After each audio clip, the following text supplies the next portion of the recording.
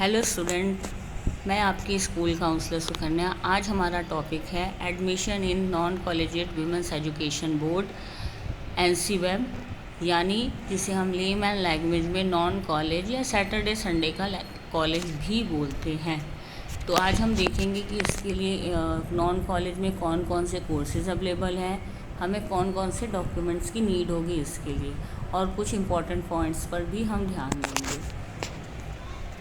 Some important points पे अगर हम देखें, only women's candidate residing in NCT Delhi will be eligible for admission to UG courses of NC-WEB university of Delhi. जो NC-WEB है वो आपका दिल्ली यूनिवर्सिटी से एफिलिएटेड है और इसमें सिर्फ और सिर्फ गर्ल्स स्टूडेंट ही अप्लाई कर सकते हैं इसके लिए। बॉयज़ स्टूडेंट इसके लिए अप्लाई नहीं कर सकते हैं, और गर्ल्स भी वो जो दिल्ली में रहते हैं वही इसके लिए अप्लाई कर सकते हैं। और residence proof in the name of the candidate will be required at the time of admission. It can be a valid Aadhaar card, voter identity card, passport, driving licence और राशन कार्ड। आपको admission के time पे residence proof वहाँ पे submit करना होगा, जिसमें आधार card हो सकता है, वोटर आइडेंटिटी कार्ड हो सकती है, पासपोर्ट, ड्राइविंग लाइसेंस, कुछ भी हो सकता है, बट हाँ वो आपके नाम से हो और उसमें एड्रेस आपका दिल्ली का हो। The candidates are advise to take admission in the NC-WEB centre near their residence. आप ये कोशिश करना कि आप जिस भी सेंटर के लिए अप्लाई कर रहे हो वो आपके घर के पास हो। After taking admission in a NC-WEB center, change of center or admission to take any other NC-WEB center is not allowed. Admission के बाद आपका सेंटर चेंज नहीं होगा, तो इसलिए बी केयरफुल होकर फॉर्म भरिएगा और ये बहुत ही अच्छे से ध्यान दीजिएगा कि जिस भी सेंटर के लिए आप अप्लाई कर रहे हैं वो आपके घर के पास हो। रजिस्ट्रेशन आपके 25 जून से स्टार्ट हो गया है। लास्ट डेट अप्लाई करने की है आपकी 25 जुलाई। बहुत सारे बच्चों के मन में ये क्वेरी है कि मैम हमारे 12th की मार्कशीट तो अभी आई नहीं है, तो हम कैसे फॉर्म अप्लाई करें। तो जिनकी मार्कशीट नहीं अभी आई है वो थोड़ा सा वेट कर लीजिए। जैसे ही आपकी मार्कशीट आती है आप प्लीज़ उसी दिन या फिर उसके नेक्स्ट डे जाके अपने फॉर्म फिल कर लीजिएगा। रजिस्ट्रेशन फ़ीस है आपकी 250 rupees only. Cut off dates अभी उन्होंने मेंशन नहीं की है, जो जल्दी ही यूनिवर्सिटी की वेबसाइट पर मेंशन कर दी जाएगी, तो आप वेबसाइट को रेगुलर चेक कर सकते हैं। वेबसाइट क्या है आपका www.ncweb.du.ac.in। एडमिशन के लिए हमें किस लिंक पे जाना है वो भी हम देख लेंगे, ugadmission.uod.ac.in। ये दोनों ही लिंक आपको डिस्क्रिप्शन बॉक्स में मिल जाएंगे, तो आप वहाँ से भी क्लिक कर सकते हैं। लिस्ट ऑफ डॉक्यूमेंट्स रिक्वायर, हमें किन किन डॉक्यूमेंट्स की ज़रूरत होगी। क्लास 10th की मार्कशीट और सर्टिफिकेट, क्लास 12th का marksheet, proof of residence in NCT of Delhi like Aadhaar card, voter ID card, passport, driving licence etcetera. Caste certificate if applicable, अगर आप OBC, SC, ST किसी भी कैटेगरी से बिलोंग करते हैं तो आप कास्ट सर्टिफिकेट मेंशन कर सकते हैं। EWS के लिए अगर आप अप्लाई कर रहे हैं, इकोनॉमिकली, EWS क्या होता है, इकोनॉमिकली वीक स्टूडेंट, तो आप उसके लिए आपको इनकम सर्टिफिकेट की ज़रूरत पड़ेगी और वो भी आपका वैलिड अथॉरिटी से साइन होना चाहिए। PWBD certificate if applicable, PWBD क्या होता है, पर्सन विथ डिफरेंट डिसेबिलिटीज़। तो अगर आप किसी स्पेशल चाइल्ड हो, डिसेबिलिटी से रिलेटेड हो आप, तो आपको इसका सर्टिफिकेट भी वहाँ पे सबमिट करना पड़ेगा। कोर्सेज कौन कौन से अवेलेबल हैं आपके NC-WEB में, BA प्रोग्राम और BCom। Under graduate merit based admission process, सबसे पहला हमारा प्रोसेस क्या है कि हमें रजिस्ट्रेशन करना है उसके पोर्टल पर जाकर। मैंने अभी आपको जो वेबसाइट बताई है उस पर आपको जाना है और आपको सबसे पहले रजिस्ट्रेशन करना है। जब आप रजिस्ट्रेशन कर देंगे तो आपके पास एक यूज़र ID और पासवर्ड आ जाएगा। उस यूज़र ID और पासवर्ड को डाल के आपको अपनी डिटेल्स फिल करनी है, like father's name, mother's name, 10th की मार्कशीट, 12th की मार्कशीट, सब्जेक्ट, ये सारी चीज़ें फिल करनी है। फिर उसके बाद लास्ट में क्या आता है आपका payment of the registration fees. अगर आप एक बार पेमेंट कर देंगे तो फिर आप फॉर्म में चेंजेस नहीं कर सकते हैं। तो सबसे पहले आप ध्यान दीजिएगा कि फॉर्म आपका ठीक हो, तभी आप पेमेंट कीजिएगा। आपका जो कट ऑफ रिलेटेड एडमिशन होगा वो आपकी वेबसाइट पर आ जाएगा, तो आप उसको चेक करते रहिएगा। अब मेरिट किसके बेस पे बनेगी? आप सबको पता है एनसी वेब में 12th की परसेंटेज के बेस पे एडमिशन होगा, मेरिट लिस्ट बनेगी, फिर हमें एडमिशन के लिए बुलाया जाएगा। मेरिट किसके ऊपर बनेगा? 1 लैंग्वेज और 3 बेस्ट सब्जेक्ट आपके, जो यूनिवर्सिटी ऑफ दिल्ली में बहुत ही पहले से चला आ रहा है। तो आप अपने 12th के बेस्ट 4 सब्जेक्ट, बेस्ट 4 में कौन कौन से सब्जेक्ट होंगे फिर से ध्यान दीजिएगा। 1 लैंग्वेज होना चाहिए आपका और 3 सब्जेक्ट होने चाहिए। तो आप इन बेस्ट 4 के बेस पे एडमिशन ले सकते हैं। अपने इन 3 बेस्ट 4 के मार्क्स आपको फॉर्म में अपलोड करने होंगे। लिस्ट आप यहाँ पे चेक कर सकते हैं कि कौन कौन सी लैंग्वेज एनसी वेब की लिस्ट में अवेलेबल है, ताकि आप उनके लिए अप्लाई कर सकते हैं।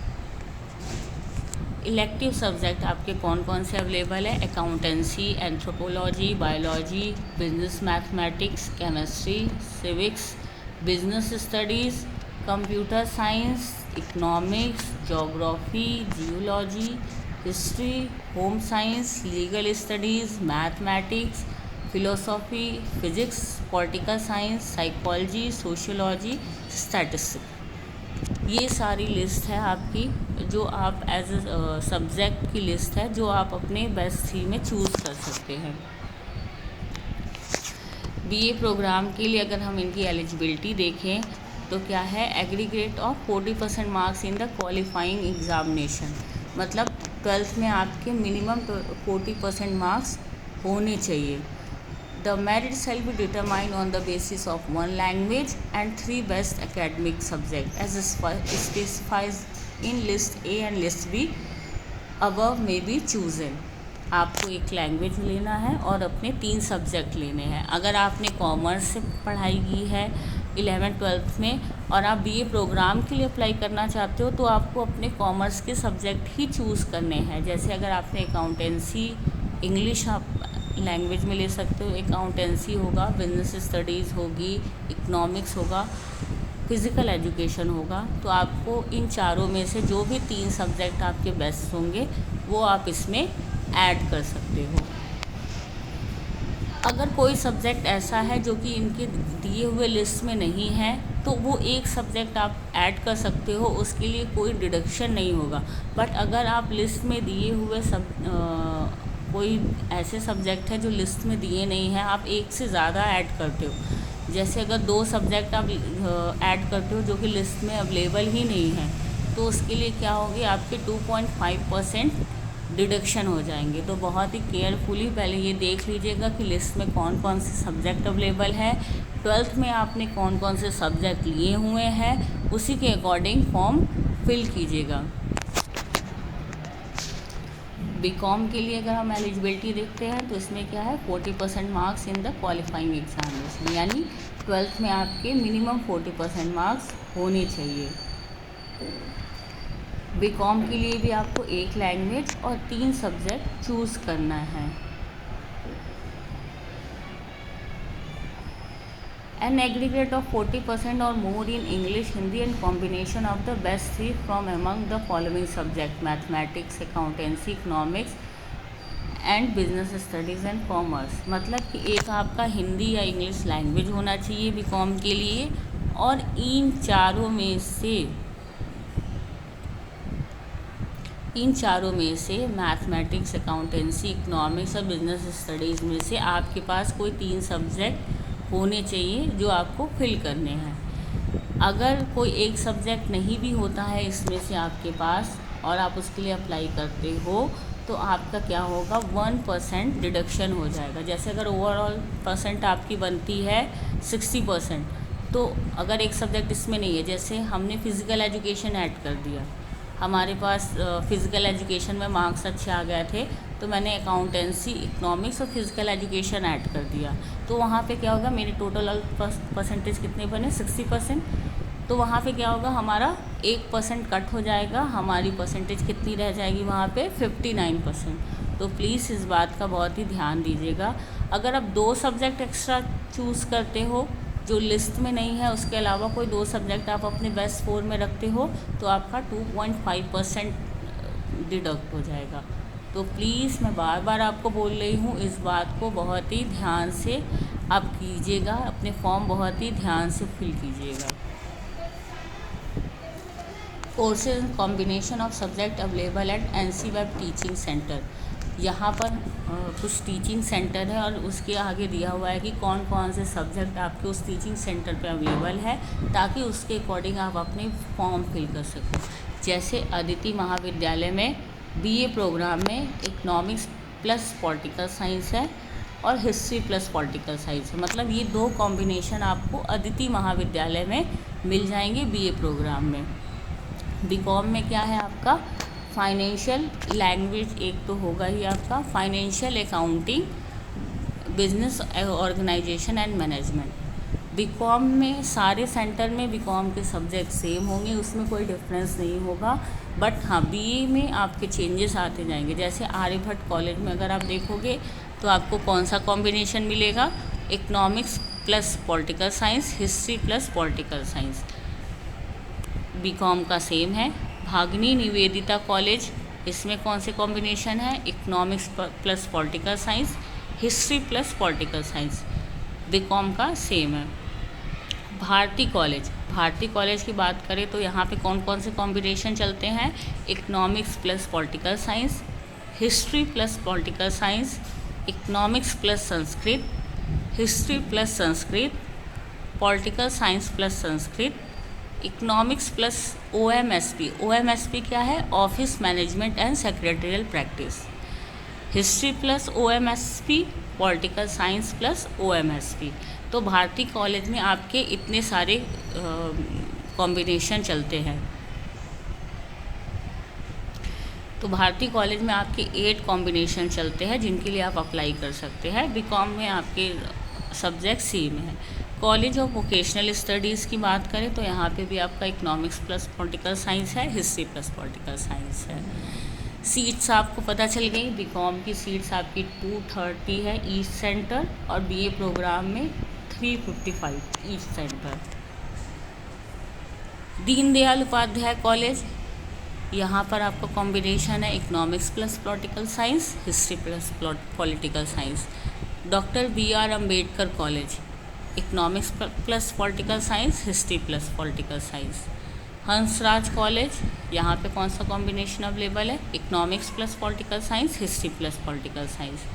जानकी देवी मेमोरियल कॉलेज, यहाँ पे कौन सा है, economics plus political science, history plus political science. Jesus and Mary college, economics plus political science, history plus political science. Kalindi college, economics plus political science, history plus political science, history plus Sanskrit, political science plus Sanskrit. Keshav Mahavidyalaya, economics plus political science, history plus political science. Lakshmibai college, economics plus political science, history plus political science, economics plus Sanskrit, history plus Sanskrit, political science plus Sanskrit. Maharaja Agrasen college, economics plus political science, history plus political science. Maitreyi college, economics plus political science, history plus political science. Mata Sundari college, economics plus political science, history plus political science, economics plus Punjabi, history plus Punjabi, political science plus Punjabi. Miranda house, economics plus political science, history plus political science. Miranda house, Motilal Nehru college, PGDAV college, Rajdhani college, Ramanujan college, Satyawati college. इन सभी में आपका BA programme में 2 ही combination चलते हैं, economics plus political science और history plus political science. BCom में आपके सारे सब्जेक्ट सेम है, financial accounting, business organisation and management. Shyama Prasad Mukherjee college में economics plus political science, history plus political science, economics plus OMSP, history plus OMSP, political science plus OMSP। Shri Aurobindo college economics plus political science, history plus political science. Shri Guru Gobind Singh college commerce, यहाँ पर कौन से courses है BA programme में? Economics plus political science, history plus political science, economics plus mathematics. Vivekananda college economics plus political science, history plus political science, economics plus Sanskrit, history plus Sanskrit, political science plus Sanskrit. तो ये सारे जो भी हैं आपके कॉम्बिनेशन है जो आपको BA प्रोग्राम में मिल जाएंगे। बहुत ही सबसे एक बहुत ही ध्यान देने वाली बात है कि NC वेब यानी नॉन कॉलेज में आपके BA ऑनर्स की कोई भी कोर्सेज अवेलेबल नहीं है, तो आपको BA ऑनर्स के लिए आप इसमें अप्लाई नहीं कर सकते हो। NC वेब में सिर्फ और सिर्फ BA प्रोग्राम ही चलते हैं और इसमें भी आपके कुछ सब्जेक्ट है, जैसे आपने देखा है अभी history, political science, economics, OMSP, Sanskrit, Punjabi and mathematics. ये कुछ कोर्सेज हैं जो आपके BA प्रोग्राम के अंदर में चलते हैं। तो आप अपनी प्रेफरेंस देख लीजिएगा, उसके हिसाब से आप अपना सेंटर सेलेक्ट कीजिएगा कि आपको किस कॉलेज में कौन सा कोर्स करना है। फीस स्ट्रक्चर की बात करें तो BA प्रोग्राम का टोटल आपका 1 ईयर की फ़ीस जाएगी 3365 और BCom की भी सेम है 3365। तो आई होप आपको सारी इन्फॉर्मेशन नॉन कॉलेज की मिल गई होगी। हम नेक्स्ट वीडियो में देखेंगे कि हम नॉन कॉलेज के फॉर्म को किस तरीके से अप्लाई कर सकते हैं और हमें किन किन इन्फॉर्मेशन की ज़रूरत है। Thank you.